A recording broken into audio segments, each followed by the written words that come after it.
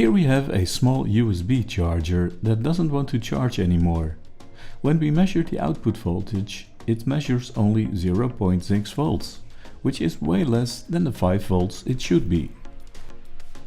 These wall warts are often quite difficult to open because they are glued together, but with a large pair of pliers and a decent bit of force they often crack open.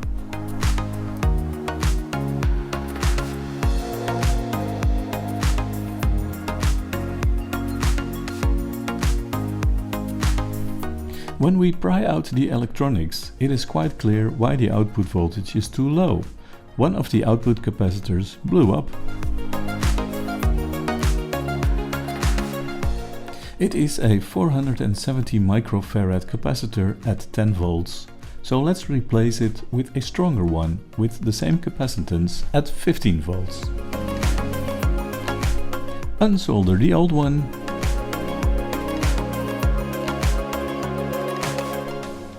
Wiggle it out.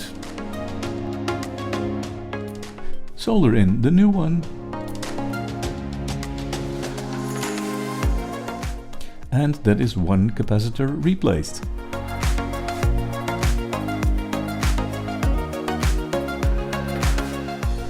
The other output capacitor is slightly bulging, so let's replace it as well while we are here. Out with the old and in with the new. After putting the electronics back in the casing, we can test it with our trusty USB voltage and current meter. It shows 5 volts and charges my little milliohmmeter. So although they are quite cheap, these little USB chargers can be repaired and we don't have to add to the already substantial pile of electronic waste on our beautiful planet. Thank you so much for watching this video. Please like, subscribe and press the join button to join my repair community for less than the price of a cucumber.